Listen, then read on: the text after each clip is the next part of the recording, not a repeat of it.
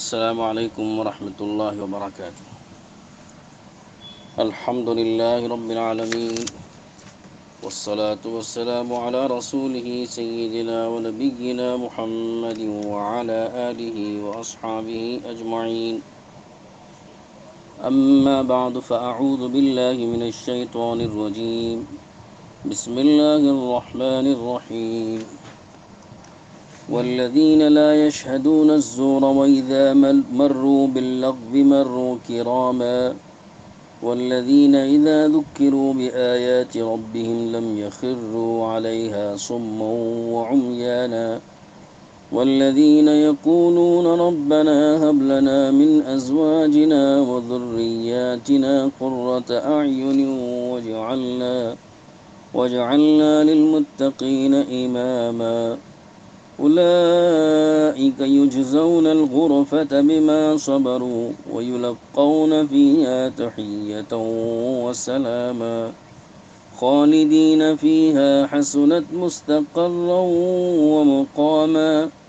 قل ما يعبأ بكم ربي لولا دعاؤكم فقد كذبتم فسوف يكون لزاما۔ صدق اللہ العظیم۔ یہ سورہ فرقان کی آخری آیات ہیں، جس میں سے ہم نے آج 72، 73، 74، 75، 76 اور 77، تو 72 سے 77 تک 6 آیتیں ہم نے آپ کے سامنے پیش کی ہیں، اور یہ آپ کو یاد ہوگا کہ 2 دن سے ہم نے عباد الرحمن، جن کا تذکرہ پچھلی آیتوں سے چل رہا ہے، ان کی صفات بیان کرنا شروع کیا ہے، اور یہ آج تیسری اور آخری قسط ہے کہ جس میں چند اور صفات کا بیان ہے۔ اس سے پہلے چند صفات گزر چکی ہیں، تقریباً 8 صفات پیچھے بیان ہو چکی ہیں، 8-9 صفات، اور آج پھر مزید صفات کا بیان ہے۔ یہ کل تقریباً 12-13 صفات ہیں، اللہ کے مخصوص بندوں کی صفات۔ یہ تفصیل سے اس لیے عرض کیا جا رہا ہے تاکہ ان پر عمل کی ہم کو توفیق نصیب ہو جائے۔ خدا کرے کہ اگر یہ صفات ہماری زندگی میں آ گئے اور ہمارے عمل میں آ گئے تو پھر اللہ کے مخصوص بندوں میں، جن کو اللہ نے بطور فخر کے یہاں ذکر فرمایا اور عباد الرحمن کہہ کر رحمان کے ساتھ ان کی نسبت قرار دی ہے، نسبت قائم فرمائی ہے، یہ فضیلت ہم کو حاصل ہو جائے گی۔ تو اس لیے ہمیں نیت کرنا ہے کہ ہم انشاءاللہ ان صفات کو کسی قدر اپنے اندر لینے کی کوشش اور محنت کریں گے، کیونکہ بغیر محنت کی کوئی چیز ہاتھ نہیں آتی۔ تو یہ صفات ہمارے اندر پیدا ہوں، اس کی فکر بھی کرنا ہے، اس کی محنت بھی کرنا ہے۔ تو آج 9ویں صفت یا 10ویں صفت کا بیان ہے، آگے کی اس کے بعد کی 4-5 اور۔ تو فرمایا کہ والذین لا یشہدون الزور، ایک صفت یہ ہے اللہ کے ان مخصوص بندوں کی کہ یہ بندے، یہ لوگ شامل نہیں ہوتے جھوٹے کاموں میں، جھوٹ اور باطل کاموں میں شریک نہیں ہوتے۔ لا یشہدون الزور، شہید یشہد کے معنی ہے حاضر ہونا، شامل ہونا، حاضر ہونا۔ الزور جھوٹ کو کہتے ہیں، جھوٹ اور باطل کو۔ تو جھوٹ اور باطل میں، باطل باتوں میں یا کاموں میں شریک نہیں ہوتے، یعنی ایسی مجلسوں میں نہیں شریک ہوتے جس میں جھوٹ اور باطل ہو۔ سب سے بڑا جھوٹ اور باطل تو کفر و شرک ہے، تو لہذا ایسی کسی مجلس میں نہیں شریک ہوتے جہاں کفر و شرک پایا جاتا ہو۔ اور اس کے علاوہ یہ تو سب سے بڑا باطل، سب سے بڑا جھوٹ ہے کفر و شرک۔ اس کے علاوہ بھی جتنے بھی باطل ہیں اس کے نیچے کے درجے کے، اور جتنے بھی جھوٹ ہیں جو اس سے کم درجے کے ہیں، جھوٹ ہو یا کوئی بھی گناہ کا کام ہو، اس لیے کہ ہر گناہ کا کام تو باطل ہے، اس کا کوئی جواز نہیں ہوتا۔ اور وہ سب جھوٹ ہوتا ہے، کوئی سچ اور اس کی کوئی حقیقت نہیں ہوتی ہے۔ تو لہذا اس سے نیچے کے درجے کے جتنے جھوٹ اور باطل کام گناہ کے کام ہیں وہ بھی اس کے اندر داخل ہیں۔ تو لا یشہدون الزور، کہ یہ جھوٹے اور باطل کاموں میں شریک نہیں ہوتے کا مطلب سب سے اعلیٰ درجے کا جھوٹ اور باطل ہو یا اس سے ادنا درجے کا جھوٹ اور باطل ہو، یا اس کے درمیانی درجے کے جتنے بھی جھوٹ اور باطل کام ہیں ان سب کو شامل کرتے ہوئے ان میں سے کسی میں بھی یہ شریک نہیں ہوتے۔ یعنی کسی مجلس میں، کسی مقام پر، کسی جگہ میں ایسے کام ہو رہے ہوں تو ان کے ساتھ یہ شامل نہیں ہوتے۔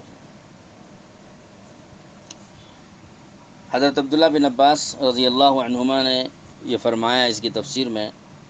کہ اس سے مراد مشرکین کی جو عیدیں ہوتی ہیں اور میلے ٹھیلے ہوتے ہیں وہ مراد ہیں، لہذا ان میں شریک نہیں ہوتے۔ اس تفسیر کی روح سے دیکھا جائے تو ہمارے لیے ایک بڑی سمجھنے کی چیز ہے اور نصیحت بہت بڑی ہے، اس لیے کہ ہم لوگ یہاں اپنے ہندوستان میں غیروں کے اور مسلم کافروں اور مشرکوں کے درمیان میں رہتے سہتے ہیں، آبادیاں ملی جلی ہونے کی وجہ سے، اور کاروبار بھی ملے جلے ہوتے ہیں، اور آفسوں میں ورکرز بھی ملے جلے ہوتے ہیں، اور آپس میں تعلقات اور دوستیاں ہوتی ہیں۔ تو وہ جو لوگ ہیں غیر مسلم اپنی عیدیں کرتے ہیں، عید مناتے ہیں، اور پھر عید کے ان کے اپنے میلے ہوتے ہیں، اور پھر اس میں جمگٹے جمع کرتے ہیں اور شور شرابہ ہوتا ہے اور ناچ گانے وغیرہ بھی ہوتے ہیں۔ ان کی اپنی عید کرنے کا ایک انداز الگ ہوتا ہے۔ تو اللہ کے جو مخصوص بندے ہیں ان کی شان یہ ہوتی ہے، جیسے کہ حضرت ابن عباس رضی اللہ عنہ نے فرمایا کہ ان مشرکین کی عیدوں کے اندر اور ان کے میلوں وغیرہ کے اندر کسی طرح کی بھی کوئی شرکت نہیں ہوتی ہے۔ تو بڑا امتحان ہوتا ہے ہمارے ان لوگوں کا کہ جو ان آفسوں میں مخلوط طریقے سے کام کرتے ہیں، آبادیوں میں مخلوط طریقے سے رہتے ہیں، بالخصوص ان سے تعلقات بھی ہوتے ہیں، تو وہاں ان کے لیے ایک بڑا امتحان ہوتا ہے کہ ان کی عیدوں میں خوشیوں میں شامل ہونا کہ نہیں ہونا، یہ ایک امتحان کی چیز ہوتی ہے۔ تو یاد رکھیے کہ ایک ہے کہ خوشی کی ان کی عید کی خوشی کی ان کی مبارکبادی دینا،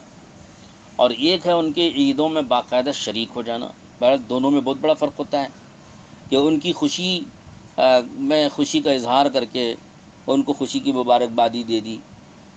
تو یہ ظاہر ہے کہ اس میں کسی قدر گنجائش ہو سکتی ہے،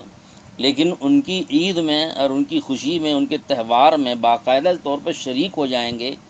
تو ان کے بعض تہوار تو خالص شرکیہ طریقے پر ہوتے ہیں، تو ان کے ساتھ شرکت ہوگی تو شرک میں شریک ہونا ہو جائے گا۔ یا اگر شرک کے عمل میں نہ بھی شریک ہوئے تو ان کی عید ان کے منانے کی طرح سے ہم بھی عید اگر منانے لگے تو پھر یہ عید ان کی ہم بھی منا رہے ہیں، تو گویا ہم بھی ان کے تہوار میں اور عید میں گویا عملی طور پہ پوری طرح شامل ہو رہے ہیں، جبکہ ہمارے ہاں اہل اسلام کے لیے یہ عید نہیں ہے اور اس عید کے منانے کا کوئی جواز نہیں ہے۔ ہمارے ہاں ہر کام شریعت کی حدود میں ہے، تو عید منانا اور خوشی منانا بھی شریعت کی حدود میں ہوگا۔ تو جب ہمارے ہاں 2 عیدیں ہیں سال بھر میں، اور ان 2 عیدوں کے علاوہ اور کسی دن کو عید کے طور پر نہیں منایا جاتا ہے، تو پھر ہمارے لیے جب ان 2 عیدوں کے سوا خود اپنے اندر کوئی اور عید کے منانے کی گنجائش نہیں ہے، تو پھر ہم غیروں کی عید کی منانے کی گنجائش ہمیں کیسے ملے گی؟ آپ یہ سوچیں کہ ہم کو اپنی 2 عیدیں، عید الفطر ہے اور عید الاضحیٰ ہیں، ان 2 اپنی عیدوں کے سوا اور کسی دن اور کسی اور موقع پر ہم کو عید کی طرح کسی اور چیز کو منانے کا ہم کو حق نہیں اور اجازت نہیں ہے۔ اپنے اسلام کے اندر، اپنی اسلامی امور کے اندر، اسلامی تقریبوں کے اندر ان 2 کے علاوہ کسی اور موقع پر عید منانے کا ہمیں اختیار نہیں ہے اپنی طرف سے، جب تک کہ اللہ پاک ہم کو عید کے طور پر کسی دن کو مقرر کر کے نہ دے دے۔ تو ہم اپنے اختیار سے کسی دن کو عید کے طور پر نہیں منا سکتے اپنے اسلام کے اندر، تو پھر غیروں کے تہوار اور غیروں کی عیدوں کو عید کے طور پر ہم کیسے منا سکتے ہیں؟ تو اس لیے بڑا محل نظر ہے یہ عمل میں، ان کے عمل میں شریک ہونا، لہذا جہاں تک ہو سکے مسلمانوں کو احتیاط برتنے کی ضرورت ہے۔ تو حضرت ابن عباس رضی اللہ عنہما نے سچ فرمایا کہ لا یشہدون الزور کی تفسیر یہ ہے کہ مشرکین کی عیدوں اور ان کے تہواروں اور میلے ٹھیلوں میں شریک نہیں ہوتے۔ تو یہ اللہ کے مخصوص بندوں کی شان ہوتی ہے تو ہم کو بھی ان بندوں کی شان کی طرح اپنی شان بنانی چاہیے۔ امام مجاہد رحمۃ اللہ علیہ مشہور مفسر ہیں، انہوں نے فرمایا کہ اس سے مراد گانے بجانے کی محفلیں ہیں، گانے بجانے کی محفلیں جہاں بھی کہیں چل رہی ہوں اس میں شرکت کریں گے آپ، تو پھر یہ لا یشہدون الزور کے خلاف ہو جائے گا کہ مومن کی شان ہرگز یہ نہیں ہے کہ ایسی جھوٹ محفل میں شریک ہو جس میں گانا بجانا ہو رہا ہو۔ عمرو بن قیس رحمۃ اللہ علیہ میں ایک مفسر ہیں، ان کی روایت میں ان کا قول یہ ہے کہ اس سے مراد بے حیائی اور ناچ گانوں کی محفلیں، ناچ رنگوں کی محفلیں ہیں، ناچ ہو رہا ہے، رنگا رنگی ہو رہی ہے، کچھ رقص ہو رہا ہے اور ڈانس ہو رہی ہے، ایسی محفلوں میں شریک ہونا یہ بھی جو ہے یہاں اس میں داخل ہے۔ لا یشہدون الزور کا مطلب یہ ہے کہ اللہ کے مخصوص بندے ایسی کسی محفل میں نہیں شریک ہوتے جہاں پر ناچ ہو رہا ہو، بے حیائی ہو رہی ہو، نہ گانے ہو رہے ہوں وغیرہ وغیرہ۔ امام مالک رحمۃ اللہ نے فرمایا کہ شراب پینے پلانے کی مجلس مراد ہے اس سے۔ اب یہ تفسیریں مختلف قسم کی سامنے آئی ہیں اور ان میں کوئی تضاد نہیں ہے، ساری تفسیریں مراد ہو سکتے ہیں، تو لہذا لا یشہدون الزور کسی جھوٹی اور باطل محفل میں شریک نہیں ہوتے اس کی تفسیر میں یہ ساری مجلسیں شامل ہو سکتی ہیں کہ جن میں شراب پینا پلانا ہو رہا ہو، بے حیائی ہو رہی ہو، ناچ گانا اور رنگا رنگی ہو رہی ہو، اور مشرکین کے عیدیں اور تہوار اور ان کے میلے ٹھیلے ان کے اپنے انداز کے ہو رہے ہوں، یہ سب تفسیریں اس کی ہو سکتی ہیں۔ لہذا ان میں سے کسی بھی موقع پر شریک نہ ہونے والے یہ اللہ کے مخصوص بندے ہوتے ہیں، تو لہذا ہم کو چاہیے کہ جب یہ صفات اللہ نے اپنے مخصوص بندوں کی بیان کی ہے تو ہم کو بھی اللہ کے مخصوص بندے بن کر ان صفات کو اپنے اندر پیدا کرنا چاہیے اور ایسی محفلوں میں کسی طرح سے بھی شریک ہونے سے اپنے کو بچانا چاہیے۔ افسوس کی بات یہ ہے کہ ہماری اپنی تقریبات جیسے شادی ہے اور منگنا ہے اور اسی طرح سے کوئی تقریب ہو گئی، ختنہ کی تقریب ہو گئی یا کوئی عقیقہ ہو گیا، ولیمہ ہو گیا، نکاح کی مجلس ہو گئی، اپنی مسلمانوں کی اپنی مجلسیں خود ان چیزوں سے آج کل مزین ہونے لگی ہیں، ناچ ہو رہا ہے، گانا ہو رہا ہے، رقص ہو رہا ہے، رنگا رنگی ہو رہی ہے، بے حیائی ہو رہی ہے، بے پردگی ہو رہی ہے۔ جب اپنی ہی مجلسیں ان میں جو ہے تبدیل ہو چکی ہیں تو اب خود مسلمان ہی دین کو ڈھانے لگے، جبکہ غیروں کی اس طرح کی مجلسوں میں شریک ہونے سے مسلمان کو منع کیا گیا اور مسلمان خود ایسی مجلسیں منعقد کرنے لگے، تو مسلمان سے زیادہ دین کو ڈھانے والا اور کون ہو سکتا ہے؟ تو یہ بڑی افسوس کی بات ہے کہ مسلمان کو چاہیے تھا کہ اللہ کے مخصوص بندے بن کر غیروں کی ایسی مجلس میں شریک نہ ہوتا، لیکن مسلمان اتنا گر چکا، اپنے آپ کو اس نے دینی اعتبار سے اتنا گرا لیا کہ خود ان غیروں کی وہ ساری چیزیں اپنے اندر اپنی تقریبات میں شامل کر کے اس نے اپنے دین کو ڈھا دیا۔ تو یہ بہت بڑا جو ہے نقصان اور خسارہ اپنے دین کا ہو رہا ہے ایسے لوگوں کی طرف سے۔ لہذا میں ایسے لوگوں سے گزارش کرتا ہوں کہ وہ حضرات توبہ کریں رمضان کی ان مبارک ساعتوں میں، اور بالخصوص جو حالات اس وقت میں چل رہے ہیں ان حالات کے متعلق یہ سوچے کہ کہیں ایسا تو نہیں کہ ہماری ایسی ہی بے حیائی اور ناشائستہ حرکتوں کی وجہ سے اللہ نے ناراض ہو کر ایسے حالات ہمارے اوپر ڈالے ہیں، پھر دوبارہ اگر ہم حالات ٹھیک ہونے کے بعد دوبارہ اسی میں ہم جائیں گے تو پھر اللہ کے یہاں پھر دوسری ترکیبیں بھی اللہ کے یہاں موجود ہیں، اللہ کہیں ہم کو کسی اور طریقے سے سزا میں مبتلا نہ کر دے، اس لیے ہم کو ڈرنا چاہیے، یہ وقت ڈرنے کا ہے۔ حضرات علماء نے فرمایا ہے کہ لغو اور باطل اور اس طرح کی منکرات کی جھوٹی اور غلط مجلسوں میں منکر اور بری برائی کی مجلسوں میں بالقصد اور بالارادے سے دیکھنا بھی، ارادے اور قصد سے دیکھنا بھی شرکت کرنے کے برابر ہے۔ آپ شریک نہیں ہیں لیکن اس کو دیکھ رہے ہیں، جیسے مثال کے طور پر آپ موبائل میں دیکھ رہے ہیں، یوٹیوب پر دیکھ رہے ہیں، انٹرنیٹ پر کسی بھی ذریعے میں اس کو دیکھ رہے ہیں، اس کا مشاہدہ کر رہے ہیں، اور ٹی وی کی اسکرین پر اس کو بیٹھ کے دیکھ رہے ہیں یا کمپیوٹر کے آپ کے مانیٹر پر اس کو ڈال کر کے دیکھ رہے ہیں، تو اسکرین پر آپ چاہے کسی طرح سے بھی دیکھ رہے ہیں، اس کا تماشا دیکھ رہے ہیں، آپ شریک نہیں ہیں، لیکن ان کی ان محفلوں اور ایسی لغو بات اور لغو کاموں کی جو منظر ہیں وہ اپنی آنکھوں سے دیکھ رہے ہیں۔ تو فرمایا علماء نے تفسیروں میں کہ ایسی مجلسوں کو آنکھوں سے دیکھنا اور اپنے ارادے اور قصد سے، دیکھیے ارادہ اور قصد اس میں شامل ہے، بالقصد اور بالارادہ اس کو دیکھنا بھی اس مجلس میں شرکت کا حکم رکھتا ہے، شرکت کے برابر گناہ رکھتا ہے۔ تو ایک تفسیر تو یہ میں نے شہادت لا یشہدون الزور کی بیان کر دی۔ دوسری تفسیر اس کی یہ ہے کہ لا یشہدون الزور کا مطلب ہے شہادت زور، جھوٹی گواہی مراد ہے، اس سے جھوٹی گواہی دینا یہ مراد ہے کہ اللہ کے مخصوص بندے وہ ہوتے ہیں کہ جو جھوٹی گواہیاں نہیں دیتے۔ حضور اکرم صلی اللہ تعالیٰ علیہ وسلم نے جھوٹی گواہی کو بہت بڑا گناہ، اکبر الکبائر فرمایا۔ جھوٹی گواہی کیا ہوتا ہے؟ کسی بھی انسان کے کسی جرم کے سلسلے میں، کسی گناہ کے سلسلے میں، کسی کام کے سلسلے میں آپ نے گواہی دے دی، ہاں ہاں ہاں میں نے بھی ایسا دیکھا ہے، ہاں ہاں ہاں میں بھی جانتا ہوں، ہاں ہاں مجھے پتا ہے یہ انہوں نے ایسا کیا ہے۔ اب آپ نے گواہی دے دی، آپ نے گواہی دے دی اور آپ کو واقعہ معلوم نہیں تھا، اور واقعتاً ایسا ہی تھا کہ ایسا نہیں تھا، آپ کو تحقیق نہیں اس کی، تو آپ نے بلا تحقیق زبان سے یا سر کے اشارے سے یا قلم سے لکھ کر کے کسی کے گناہ یا کسی کا عیب یا کسی کے جرم کی آپ نے شہادت دے دی، گواہی دے دی، تو یہ اگر وہ جھوٹ نکلا اور حقیقت ویسے نہ ہو تو پھر یہ جھوٹی گواہی ہوا، اور جھوٹی گواہی کا گناہ بہت بڑا گناہ ہے۔ بعض علماء نے فرمایا ہے کہ اگر کسی آدمی کے اوپر جرم کا جھوٹی گواہی دے تو اگر دنیا میں ممکن ہے کہ اس کی گواہی کی وجہ سے اس کا جرم ثابت ہو کر اس کو سزا دے دی جائے، لیکن قیامت کے دن اللہ کیا پکڑا جائے گا، اور اللہ رب العزت اس سے کہیں گے کہ جس گناہ کی تو نے گواہی دی تھی یا جس جرم کی گواہی تو نے دی تھی اس کو ثابت کر دے۔ اگر وہ ثابت نہ کر سکا تو وہ گناہ اسی کے سر پر ڈال دیا جائے گا، وہ جرم اسی کے سر ڈال دیا جائے گا۔ تو یہ کتنی بڑی مصیبت کی بات ہوگی، لینے کے دینے پڑ گئے۔ تو لہذا کسی بھی آدمی کو چاہیے کہ کسی کے بارے میں کوئی بلا تحقیق کوئی بات قلم سے ہو، زبان سے ہو، سر کے اشارے سے ہو، کسی کی تائید نہیں کرنا چاہیے۔ ہاں، کسی کی تائید نہیں کرنا چاہیے بلا تحقیق، جب تک آپ کو تحقیق نہیں ہے کہ انہوں نے واقعتاً یہ گناہ کیا ہے، یہ جرم انہوں نے کیا ہے، یہ بات انہوں نے کہی ہے اور ایسا عمل انہوں نے کیا ہے، جب تک آپ کو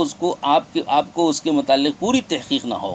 تو آپ کو زبان سے یا قلم سے یا سر کے اشارے وغیرہ سے یا کسی بھی اشارے سے اس کی تائید آپ کو نہیں کرنی چاہیے، اور گواہی تو دینا ہی نہیں چاہیے۔ ہاں، حضرت عمر رضی اللہ عنہ نے فرمایا ہے، بہت سخت بات، حضرت عمر نے فرمایا جس کے متعلق یہ معلوم ہو جائے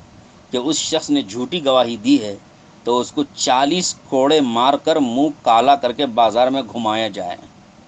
اور پھر فرمایا طویل زمانے تک قید میں رکھ کر سزائیں دی جائیں، قید میں رکھ کر گرفتار کر کے اندر بند کر دیے جائیں طویل زمانے تک۔ واقعی حضرت عمر رضی اللہ عنہ نے جو سزا مقرر فرمائی ہے وہ بھجا معلوم ہوتی ہے، اس لیے کہ بعض دفعے آدمی کی جھوٹی گواہی دے دینے کی وجہ سے ایک معصوم اور بے گناہ آدمی سولی پہ چڑھ جاتا ہے، سولی پہ لٹک گیا، بے گناہ آدمی کا گنہگار ثابت ہو گیا، گنہگار جو ہے ظاہر ہو گیا، اور معصوم آدمی مجرم جو ہے ظاہر ہو گیا لوگوں کے سامنے۔ تو خواہ کی جھوٹی گواہی کی وجہ سے تو آدمی کو اس طرح کسی کے متعلق جھوٹی گواہی نہیں دینا چاہیے۔ بہرحال اللہ کے مخصوص بندوں کی یہ صفت ہے کہ نہ جھوٹی گواہی دیتے ہیں، نہ لغو اور باطل مجلس میں شریک ہوتے ہیں۔ دونوں تفسیریں اپنی جگہ صحیح ہیں، اور دونوں تفسیروں کے اعتبار سے دو الگ الگ وسیع معنی ہمیں ملے، اور بہت عمدہ ہم کو اخلاق سامنے آئے۔ اگر اس پر ہم عمل کرتے ہیں تو کتنے عمدہ اخلاق ہمارے بن جائیں گے۔ اس کے بعد فرمایا ہے کہ وَإِذَا مَرُّوا بِاللَّغْوِ مَرُّوا كِرَامًا، اگلی صفت ہے یہ، یعنی 10ویں صفت کا بیان ہے کہ وَإِذَا مَرُّوا بِاللَّغْوِ مَرُّوا كِرَامًا، اللہ کے مخصوص بندوں کی یہ صفت ہے کہ جب ان کا کسی لغو اور بیکار چیزوں یا مجلسوں یا باتوں یا کھیلوں سے گزر ہوتا ہے ان کا، تو وہ سنجیدگی سے اور شرافت سے گزر جاتے ہیں۔ مرو کرامن، کرامن شرافت کو کہتے ہیں، شرافت سے گزر جاتے ہیں کہ جب ان کا کسی لغو مجلس سے، لغو بات، لغو مقام سے ان کا گزر ہوتا ہے، بیہودہ مجلس سے گزر ہوتا ہے، تو وہاں شرافت سے گزر جاتے ہیں، اس میں شریک ہونا تو درکنار، وہاں سے شرافت سے گزر جاتے ہیں، ٹھہرنا بھی نہیں ہوتا ہے۔ حضرات مفسرین نے فرمایا اس کا مطلب یہ ہے کہ اگر کوئی کسی جگہ کوئی لغو مجلس ہو رہی ہے، بےہودہ مجلس ہو رہی ہے، تو وہاں پر تو آدمی کو ارادے اور قصد سے تو بیٹھنا ہی نہیں چاہیے۔ اتفاقاً بھی اگر وہاں گزر ہو گیا،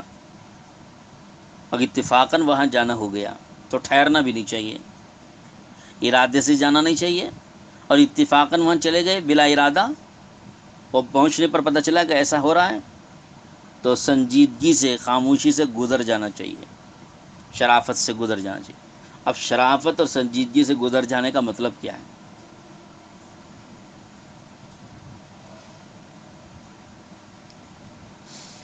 اس کا مطلب یہ ہے کہ اس فعل کو برا اور قابل نفرت سمجھتے ہوئے، میری بات پر دھیان دیجیے، شرافت سے گزر جانا کس طرح ہوتا ہے، اس کو دھیان سے سنیں کہ حضرات علماء نے کیا فرمایا۔ اس کا مطلب فرمایا کہ شرافت سے اور سنجیدگی سے وہاں سے گزر جانا، اس کا مطلب یہ ہے کہ اس فعل کو برا سمجھے، قابل نفرت سمجھے، اور قابل نفرت سمجھتے ہوئے ان گناہوں میں مبتلا لوگوں کی تحقیر نہ کرے اور نہ خود کو ان سے افضل سمجھے۔ یہ ہے شرافت سے گزر جانے کا مطلب، کہ آپ جناب یہاں شرافت سے گزر جائیے۔ شرافت سے گزر جانا کس طریقے پر ہوگا کہ یہ برائی جو ہے اس کو دل سے آپ برا سمجھیں اور اس سے نفرت کریں، اس برائی سے، اس فعل سے، کہ جو فعل یہاں چل رہا ہے، جو کام یہاں برائی کا چل رہا ہے، جو غلط اور بےہودہ لغو کام یہاں چل رہا ہے، کہ اس کو آپ دل سے برا سمجھیں، اس سے نفرت کریں۔ لیکن ان میں جو مبتلا لوگ ہیں ان سے نفرت آپ کو اور ہم کو کرنے کی اجازت نہیں ہے، کہ ان کی تحقیر دل میں ہمارے نہ آوے، اور ہم چونکہ اس میں مبتلا نہیں ہیں اور ہم چلے جا رہے ہیں، وہاں سے گزر جا رہے ہیں اور ہم وہاں شریک نہیں ہو رہے ہیں، تو اپنے کو ان سے افضل اور بہتر نہ سمجھے، کیونکہ اس سے بڑائی اور تکبر پیدا ہوتا ہے، اور دوسرے کی تحقیر سے بھی تکبر پیدا ہوتا ہے، کہ یہ ہم کو اجازت نہیں ہے۔ اسی لیے ایک عجیب بات بزرگوں نے فرمائی ہے، بڑا اچھا جملہ ہے، فرمایا کہ گناہ سے نفرت کرو، گنہگار سے نہیں۔ گناہ سے نفرت کرو، گنہگار سے نہیں، کیونکہ گنہگار اللہ کا بندہ ہوتا ہے،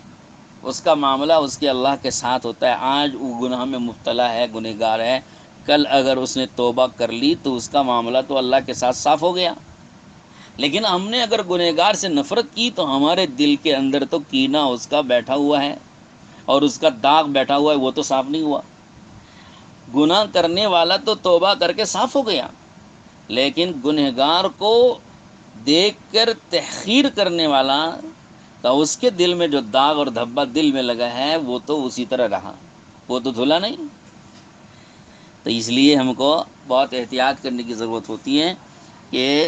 بزرگوں کی یہ بات بڑی عمدہ بات ہے کہ گناہ سے نفرت کرو، ہاں، کیونکہ گناہ سے نفرت کرنے کا نتیجہ یہ ہوگا کہ ہم اس گناہ سے بچے رہیں گے۔ گنہگار سے نفرت مت کرو تاکہ کسی مسلمان کی برائی اور اس کے بارے میں کینہ ہمارے دل میں نہ بیٹھے، اور خود کو ان سے افضل بھی نہ سمجھے۔ یہ تینوں چیزیں جمع ہوتی ہیں تب جا کے شرافت سے گزرنا کہیں گے۔ اس مجلس سے شرافت سے گزرنا تب ہوگا جب تین چیزیں جمع ہو جائیں، کہ آپ اس برائی سے نفرت کریں، جو برا عمل چل رہا ہے اس سے نفرت کریں، اور خود کو اس سے افضل نہ سمجھیں، کرنے والے کو سے تحقیر نہ کریں۔ یہ تین چیزیں جمع ہو جائیں گی تو اس کو کہیں گے مرو کراما، کہ صاحب یہ بڑی شرافت سے گزر گئے۔ ایک بار حضرت عبداللہ بن مسعود رضی اللہ تعالیٰ عنہ کا ایک بےہودہ سی کوئی لغو مجلس تھی، وہاں سے اتفاقاً گزر ہوا، یعنی اتفاقاً گزرے تو دیکھا کہ وہاں یہ چل رہا ہے، تو حضرت عبداللہ بن مسعود رضی اللہ عنہ نے کیا کیا، وہاں ٹھہرے نہیں بلکہ خاموشی سے وہاں سے گزر کے چلے گئے، سیدھے گزر گئے، وہاں سے نکل گئے، اور حضور اکرم صلی اللہ علیہ وسلم کو اطلاع مل گئی کہ انہوں نے ایسا کیا، تو حضور صلی اللہ علیہ وسلم نے ابن مسعود رضی اللہ عنہ کی تعریف فرمائی، فرمایا ابن مسعود کریم ہو گئے، ابن مسعود کریم ہو گئے۔ اس کے بعد یہ آیت آپ نے پڑھی، وَإِذَا مَرُّوا بِاللَّغْوِ مَرُّوا كِرَامًا، کہ کریم لوگ جب ایسی لغو مجلس سے گزرتے ہیں تو شرافت سے گزر جاتے ہیں، یہ ہے کریم ہو گئے۔ اس کے بعد آگے اگلی آیت میں ہے والذین اذا ذکروا بآیات ربہم لم یخروا علیہا صما وعمیانا، کہ اللہ کے یہ مخصوص بندوں کی یہ بھی صفت ہوتی ہے کہ جب ان کے سامنے اللہ تعالیٰ کی آیتیں پڑھ کر سمجھایا جاتا ہے یا آخرت کو یاد دلایا جاتا ہے، اذا ذکروا بآیات ربہم، کہ اللہ کی آیتیں،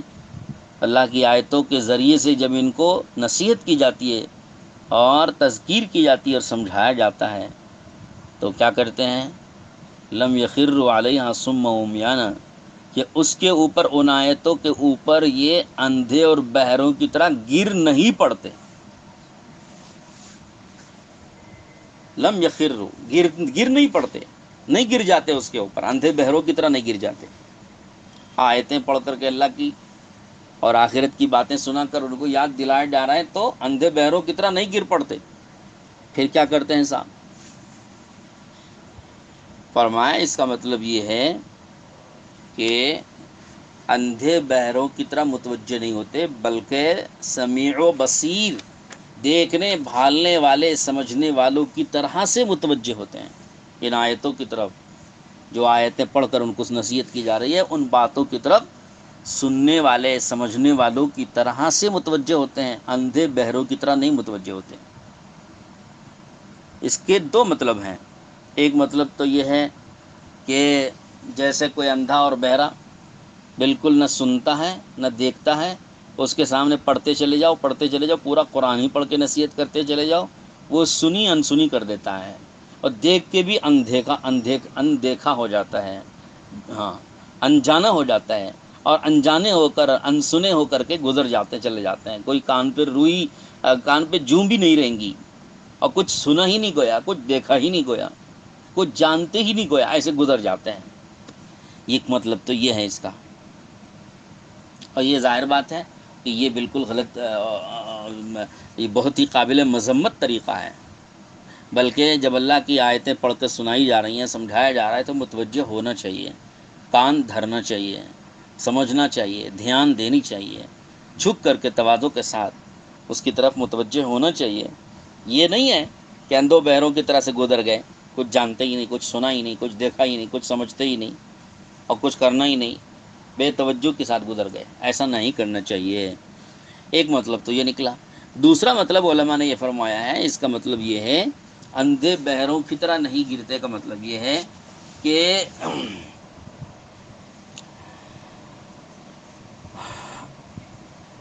جب اس پر عمل تو کرتے ہیں، جب نصیحت کی جا رہی ہے اللہ کی آیتیں پڑھ کر کے تو اس کی طرف متوجہ تو ہو رہے ہیں، عمل اس پر کر رہے ہیں، لیکن کیسے؟ اندھے بہروں کی طرح سے، اندھے بہروں کی طرح گر پڑ رہے ہیں۔ ارے نہ سمجھ رہے ہیں کہ کیا کہہ رہے ہیں، کیسا کرنے کو کہا جا رہا ہے، تو اس کو نہ سمجھنا ہے، نہ ٹھیک سے سننا ہے، نہ ٹھیک سے عمل کرنا ہے، بلکہ اندھے بہروں کی طرح سے، جیسے کچھ اس کو پڑھ کر کے بھی ان پڑھوں کی طرح سے، اور سن کر کے بھی ان سنوں کی طرح سے، اور سمجھانے کے باوجود بھی بے سمجھوں کی طرح سے اس پر عمل کر رہے ہیں۔ ایسے کیسے ہوتا ہے؟ مطلب یہ ہے کہ اپنی رائے سے قرآن کی ان آیتوں میں جو اصول ہیں، صحیح اصول صحیحہ ہیں، یا اس میں صحابہ اور تابعین کی بتائی ہوئی تفسیریں ہیں، ان میں غور و فکر کیے بغیر اپنی رائے سے یا کسی کی سنائی طریقے پر اندھے اور بہرے بن کر کے جیسے جی میں آیا، جیسے مرضی میں آیا ویسے کر کے اس کو گیا سر سے ٹال دیا، ایک آئی مصیبت اس کو سر پہ سے ٹال دیا۔ ہاں، جیسے ہمارے ایک بزرگ کہا کرتے تھے، نماز پڑھنے کے دو طریقے ہوتے ہیں۔ ایک طریقہ یہ ہوتا ہے کہ سر پڑی نماز پڑھ لی، سر پڑی، کہ بھائی سر پہ آ کے نماز کا ایک بوجھ پڑ گیا ہے، اسے اتار دو، وہ سر کا پر کا بوجھ اتار دو، ہاں، تو یہ نماز ہے۔ اور ایک نماز ہے کہ توجہ اور دھیان سے پڑھی جاتی ہے، ذمہ داری سمجھ کر پڑھی جاتی ہے، خشوع و خضوع سے پڑھی جاتی ہے، دل لگا کے پڑھی جاتی ہے۔ یہ دونوں میں کتنا بڑا فرق ہے کہ نماز کا وقت ہو گیا اور سر پہ نماز آ کے پڑ گئی ہے، اب اسے بوجھ اتارو کسی طرح سے، تو اب وہ آدمی ٹھونگ مارے گا، رکوع جیسے تیسے کرے، تکبیر بھی ٹھیک سے نہیں کہے گا، قرآن بھی ٹھیک سے نہیں پڑھے گا، سستی سے کاہلی سے الٹ پلٹ کر کے سجدے مار کے ٹھونگ مار کے جلدی سے سلام پھیرا اور اٹھ کے چل دیا، گویا ایک سر پر سے بوجھ تھا اتار دیا اس نے۔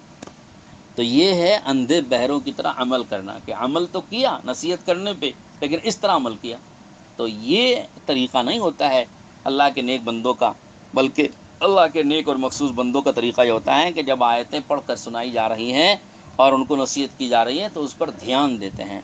توجہ دیتے ہیں، کان لگاتے ہیں، سنتے ہیں، ٹھیک سے سنتے ہیں کہ کیا کہا جا رہا ہے، پھر سمجھتے ہیں کہ کیسا کرنے کو کہا جا رہا ہے، اور پورے دھیان اور توجہ سے سمجھ کر پوری بصیرت کے ساتھ صحیح اور ٹھیک طریقے پر اس پر عمل کرتے ہیں۔ یہ اللہ کے مخصوص بندوں کا طریقہ ہے۔ جو اللہ کے مخصوص بندوں کا طریقہ نہیں ہے، وہ پہلے دو طریقہ بتا دیا گیا، ایک تو یہ کہ بالکل سنے بغیر گزر جانا، اور دوسرا یہ کہ سن کر عمل تو کرتے ہیں مگر عمل یوں کرنا کہ جیسے سر پڑی ہیں، ایک ٹال سر پر سے بوجھ کو اتار دینا اور ٹال دینے کے طریقے پر جو ہوتا ہے، بے ڈھنگے طریقے سے، بے تکے طریقے سے عمل کرنا، کہ یہ دونوں نہیں، بلکہ تیسرا طریقہ جو صحیح ہے وہ یہ کہ دھیان اور توجہ دے کر صحیح طریقے پر عمل کرے، تحقیق کر کے عمل کرے اور بصیرت کے ساتھ عمل کرے۔ اس کی ایک واضح مثال میں تفسیر ہی سے دیتا ہوں، تفسیروں میں ایک مثال ذکر کی گئی ہے اس کے لیے۔ حضرت شعبی رحمۃ اللہ علیہ سے ابن عون رحمۃ اللہ علیہ نے ایک بزرگ نے پوچھا ان سے کہ اگر میں کسی مجلس میں جاؤں، وہاں دیکھوں کچھ لوگوں کو کہ سجدے میں پڑے ہوئے ہیں، تو کیا میں بھی ان کے ساتھ سجدے میں شریک ہو جاؤں؟ فرمایا نہیں، مومن کے لیے تو یہ درست نہیں ہے کہ بے سمجھے کسی کام میں لگ جائے، بلکہ اس پر لازم ہے کہ بصیرت کے ساتھ عمل کرے۔ جب تم کو یہ معلوم ہی نہیں کہ ان کے سجدے کی حقیقت کیا ہے، کیوں سجدہ کر رہے ہیں، کیوں سجدے میں پڑے ہوئے ہیں، کس کے سامنے پڑے ہوئے ہیں، کیا مقصد سے پڑے ہوئے ہیں، کیا پس منظر ہے سجدے کا، کچھ پتہ ہی نہیں تم کو، تو سیدھے جا کے سجدے میں شریک کیوں ہو جاؤ گے؟ تو یہ بے سمجھے عمل کرنا ہوا۔ تو یہ حضرت شعبی رحمۃ اللہ علیہ کا اس طرح ٹوکنا آیت پاک کو واضح طور پر ہمیں سمجھا دیا۔ اگر اس سے میں سمجھتا ہوں کہ قرآن کی اس آیت کا مطلب آپ کو واضح ہو گیا۔ اگلی صفت اللہ نے بیان فرمائی ہے یہاں پر کہ والذین یقولون ربنا هب لنا من ازواجنا وذریاتنا قرۃ اعین واجعلنا للمتقین اماما۔ فرمایا کہ اللہ کے مخصوص بندوں کی ایک صفت یہ بھی ہوتی ہے کہ یہ لوگ یہ دعائیں مانگتے ہیں، یہ کہتے ہیں اللہ تعالیٰ سے کہ اے ہمارے رب، ہمیں عطا فرما ہماری عورتیں، بیویاں اور ہماری اولاد کی طرف سے ہم کو آنکھوں کی ٹھنڈک، ہماری اولاد اور ہماری بیویوں کی طرف سے ہم کو آنکھوں کی ٹھنڈک، یعنی ہماری آنکھوں کو ٹھنڈی فرما، وجعلنا للمتقین اماما، اور ہم کو پرہیزگاروں کا امام اور پیشوا بنا دے۔ یہاں بیوی اور بچوں کی طرف سے ہماری آنکھوں کو ٹھنڈی بنا دے، اس کا مطلب کیا ہے؟ یعنی ہماری ان بیوی بچوں کو ہماری آنکھوں کی ٹھنڈک بنا دے، کہ ان کو دیکھ کر ہماری آنکھیں ٹھنڈی ہوں، کہ ان بیویوں کو اور ان بچوں کو، ان کے اعمال کو اور ان کی زندگی کو دیکھ کر ہماری آنکھیں ٹھنڈی ہو جائیں، ایسا بنا دے ہماری بیوی بچوں کو۔ تو یہ دعا اپنی بیوی بچوں کے لیے ہے کہ مومن بندے کی یہ بھی شان ہوتی ہے کہ صرف اپنی فکر نہیں کرتا، اپنے بیوی بچوں کی بھی فکر کر رہا ہے۔ یہ بتایا ہے علماء نے تفسیروں میں کہ مومن بندے کی، مخصوص بندوں کی یہ صفات ہیں کہ وہ صرف اپنے عمل کی فکر میں نہیں لگا رہتا، بلکہ اپنی اصلاح کے ساتھ ساتھ اپنی بیوی بچوں کی اصلاح اور درستگی اور ان کے اصلاح حال کا فکر اس کو ہمیشہ لگا رہتا ہے، اور جیسے اپنے لیے دعا مانگتا ہے اپنی بیوی بچوں کے لیے بھی دعا مانگتا ہے۔ چنانچہ یہاں دعا یہ مانگ رہا ہے کہ اپنی بیوی بچوں کے لیے کہ ان کو ہماری آنکھوں کی ٹھنڈک بنا۔ اب آنکھوں کی ٹھنڈک بنا کا کیا مطلب ہے؟ حسن بصری رحمۃ اللہ نے فرمایا کہ ان کو اللہ کی اطاعت میں مشغول کر دے، کہ ان کی اللہ کی اطاعت میں ان کو مشغول دیکھ کر میری آنکھیں ٹھنڈی ہو جائیں۔ یہ ہے اس کا یہ اصل مطلب ہے اس کا، کہ اصل ٹھنڈک تو یہی ہے کہ جب وہ اللہ کی اطاعت میں اور اللہ کی فرما برداری میں مشغول ہو جائیں گے تو دل ٹھنڈا ہو جائے گا، آنکھیں ٹھنڈی ہو جائیں گی، دل خوش ہو جائے گا کہ میری مراد اور میرا مقصود پورا ہو گیا، کہ جو میں نے تربیت کی اور میں جو چاہتا تھا وہ پورا ہو رہا ہے۔ اور یہ بھی فرمایا ہے کہ اگر ان کی ظاہری خوشحالی اور ان کی صحت و عافیت کو بھی اس میں شامل کر لیا جائے تو بھی درست ہے، یعنی مطلب کیا ہے کہ اللہ کی عبادت و طاعت کے ساتھ ساتھ ظاہری اعتبار سے بھی بڑے خوشحال ہیں، ظاہری اعتبار سے بھی صحت عافیت ان کو ملی ہوئی ہے، بہت اچھی حالتوں میں ہیں، تو اس حال میں بھی دیکھے گا تو بھی اس سے آنکھیں ٹھنڈی ہو جائیں گی۔ تو گویا یہ دعا مانگ رہا ہے دو چیزوں کی، ان کے ظاہری اعتبار سے حالات احوال اچھے ہونے، صحت اور عافیت کے ملنے، اور باطنی اعتبار سے اللہ کے اطاعت گزار فرما بردار بننے، ان دونوں باتوں کی وہ دعا اللہ سے مانگ رہا ہے، کیونکہ ان دونوں باتوں سے ہی دل ٹھنڈا ہوتا ہے۔ دیندار آدمی ایسا ہوتا ہے کہ اس کو دنیاوی خوشحالی سے اس کو اتنی خوشی نہیں ہوتی جتنا کہ ان کے دینی حالات کے اچھے ہونے سے خوشی ہوتی ہے۔ تو لہذا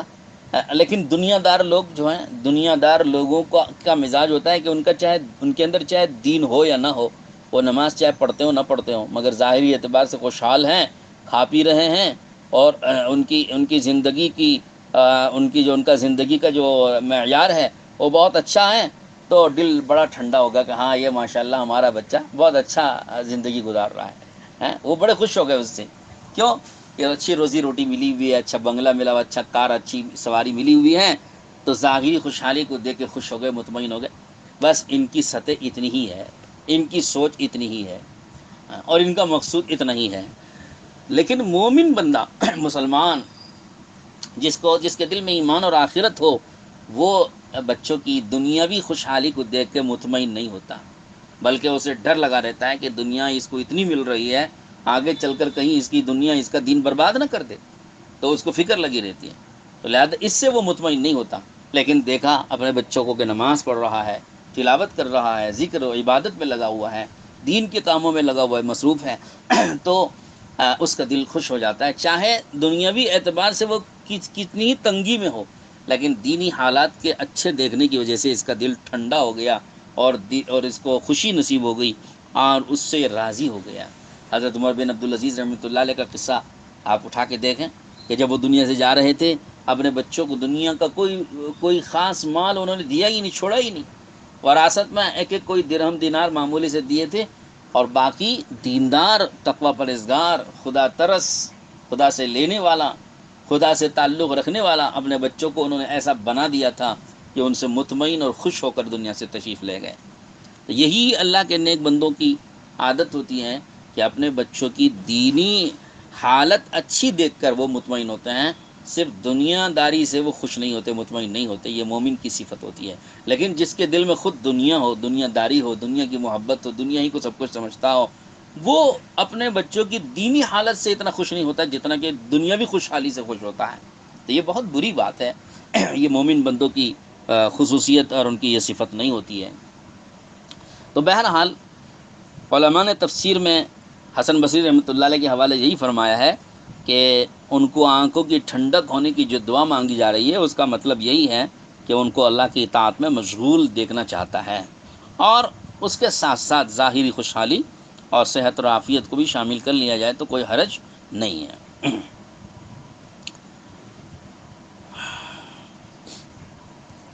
وَجَعَلْنَا لِلْمُتَّقِينَ اماما، یہاں دعا اپنے لیے ہے، بظاہر اپنے لیے ہے کہ ہم کو بنا دے امام متقیوں کا، یعنی ان بچوں کو متقی بنا دے اور ہم کو ان بچوں کا امام بنا دے، متقی کو امام بنا دے۔ تو ظاہری طور پر آیت کا مطلب دیکھا جائے تو اس میں اپنے لیے کچھ بڑائی مانگی جا رہی ہے، اپنے لیے کچھ جاہ اور منصب مانگا جا رہا ہے بظاہر، لیکن حقیقت میں علماء نے فرمایا کہ اس آیت پاک کا یہ مطلب نہیں ہے۔ اس آیت میں دراصل اپنے اہل و عیال کا ہی دراصل ان کی دینداری اور ان کا تقوی پرہیزگاری مانگی جا رہی ہے اس میں، اور ضمناً ظاہر سی بات ہے کہ قدرتی طور پر ہر ماں باپ اپنے بچوں کے جو ہے وہ قدرتی طور پر امام اور پیشوا اور بڑے ہیں ہی، تو وہ تو ہوتے ہی ہیں، لیکن جب متقی بن جائیں گے بچے تو اب یہ کیا بنے گا کہ متقیوں کا امام بن گئے، یہ قدرتی طور پر ہو گیا۔ تو اس میں اپنے لیے امام اور پیشوا بننے کی دعا نہیں ہے، بلکہ بچوں کے لیے در حقیقت متقی بننے کی دعا ہے، تو اس لیے اشکال ختم ہو جائے گا۔ حضرت ابراہیم نخعی رحمۃ اللہ علیہ نے اس کی تفسیر عجیب وہی فرمائی۔ حضرت نے فرمایا کہ ہم کو ایسا بنا دیجئے کہ لوگ دین اور عمل میں ہماری اقتدا کریں، ہمارے علم و عمل سے ان کو نفع پہنچے اور ہم کو اس کا ثواب ملے۔ تو یہ جو دعا ہے حضرت امام ابراہیم نخعی رحمۃ اللہ نے جو فرمایا، اس کے متعلق حضرت مفسرین نے لکھا ہے کہ ایسی دعا مانگنا تو یہ عین دین ہے، دنیا طلبی نہیں ہے۔ چونکہ یہاں جو مانگا جو جا رہا ہے کہ دین و عمل میں لوگ ہماری اقتدا کریں،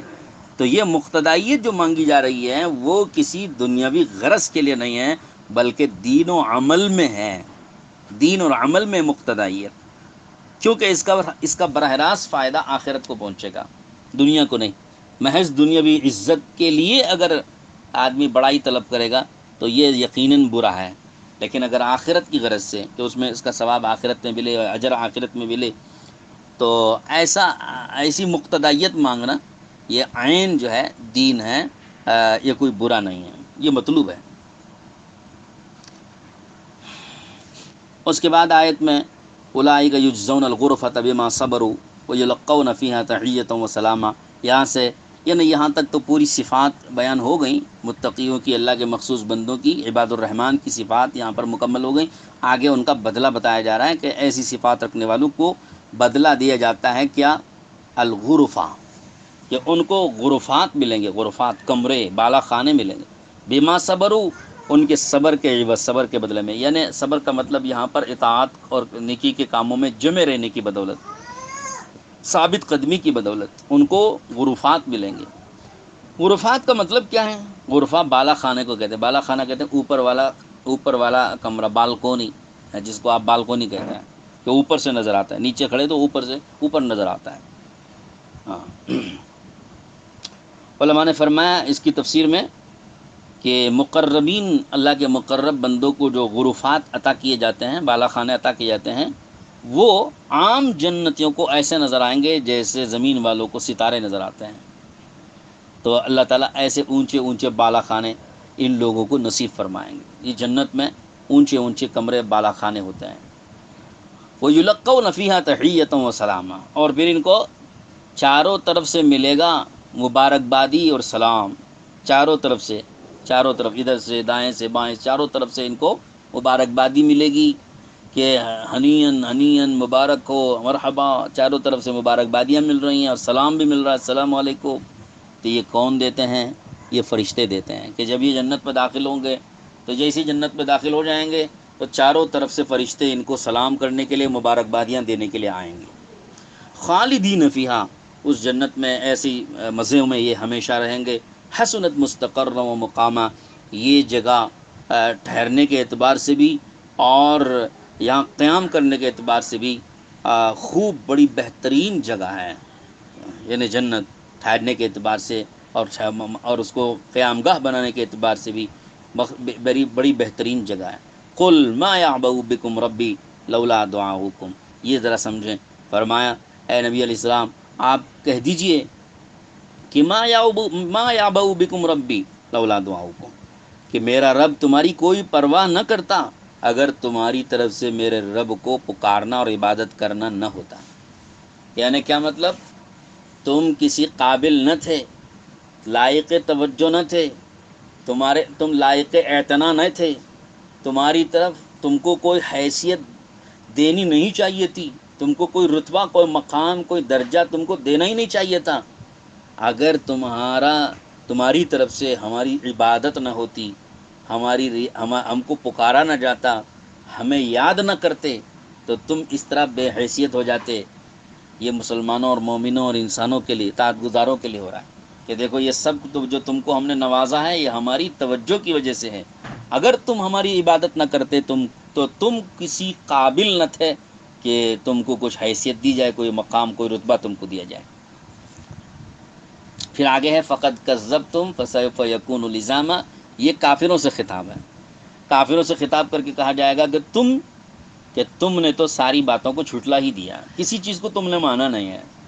انہوں نے تو مان لیا، عبادت کی، ان کو یہ نوازا گیا، اور تم نے تو کسی چیز کو تسلیم نہیں کیا، تم نے تو جھٹلا ہی دیا، ساری چیزوں کو تم نے جھٹلایا، سب چیزوں کا تم نے انکار کیا۔ فسوف یکون لزاما،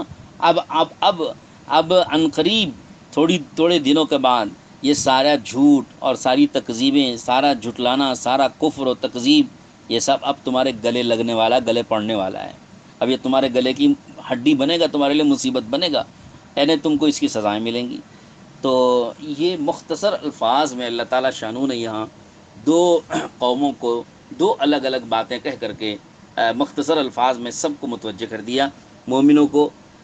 پیچھے جن کو بدلہ بتایا گیا اور جن کی صفات بتلائی گئیں، ان کو کہہ دیا کہ اگر تم عبادت نہ کرتے تو تم کو کوئی حیثیت ہی نہ ملتی، لیکن تم نے کچھ عبادت کی، تم نے کچھ اعمال کیے تو اللہ نے اتنا مقام تمہیں عطا فرمایا۔ اور یہ جہاں تک کافروں کا مسئلہ، انہوں نے تو ساری چیزوں کو جھٹلا دیا، اب ان کا جھٹلانا اور ان کا کفر اور ان کی تکذیب ان کے گلے میں پڑنے والی ہے، ایک مصیبت ان کے لیے بننے والی ہے۔ تو مختصر الفاظ میں حاضرین کرام، اللہ تعالیٰ شانہ نے ان آیتوں کے اندر بڑی زبردست طریقے سے ہمیں زندگی گزارنے کے بہترین طریقے اور بہترین صفات اور بہترین اخلاق اللہ تعالیٰ نے تعلیم دے دیے ہیں۔ ہمیں اللہ تعالیٰ سے دعا کرنی چاہیے کہ اللہ تعالیٰ ہم کو ان پہ عمل کرنے کی توفیق نصیب فرمائے، اور میں گزارش کرتا ہوں کہ ہم سب نیت کریں کہ ہم انشاءاللہ ان 12 اور 13 صفات جتنی بھی آئی ہیں یہاں پہ، ہم ان کو انشاءاللہ اپنی زندگی کا زیور بنائیں گے، اور اپنے عمل کو اس کے ذریعے سے سنواریں گے، اور خود ہی نہیں بلکہ ہم دوسروں کے اندر بھی ان چیزوں کو زندہ کرنے کی فکر کریں گے، کیونکہ یہاں مومن کی صفات آئی ابھی آخری میں کہ یہ صرف اپنے عمل کا فکر نہیں کرتے بلکہ اپنے بیوی بچوں کا بھی فکر کرتے ہیں۔ تو جس طرح بیوی بچوں کا فکر کرنے کی ضرورت ہے، اسی طرح سے پوری امت کا بھی فکر کرنے کی ضرورت ہے۔ یہاں بیوی بچوں کی مناسبت سے یہ بات میں عرض کر دوں کہ لاک ڈاؤن کی وجہ سے اب ماشاءاللہ ہر ایک کو اپنے اپنے گھر میں رہنے کا موقع مل رہا ہے، تو اب آپ ان چیزوں کی تعلیم دیں اور یہ ساری تفصیل اپنی بیوی بچوں کو سنائیں، کیونکہ اب آپ نے اپنے ساتھ ساتھ اپنی بیوی بچوں کا فکر کیا تو گویا اس میں ایک صفت ہم نے زندہ کر دی۔ تو اللہ تعالیٰ ہمیں توفیق نصیب فرمائے۔ یہ بڑا بہترین موقع ہے اپنے گھروں میں تعلیم کے حلقے کر کے ان صفات کو اپنی بیوی بچوں کے سامنے بیان کر کے ان کو بھی ترغیب دینے کا بڑا بہترین موقع ہے۔ اللہ تعالیٰ توفیق نصیب فرمائے۔ السلام علیکم ورحمۃ اللہ وبرکاتہ۔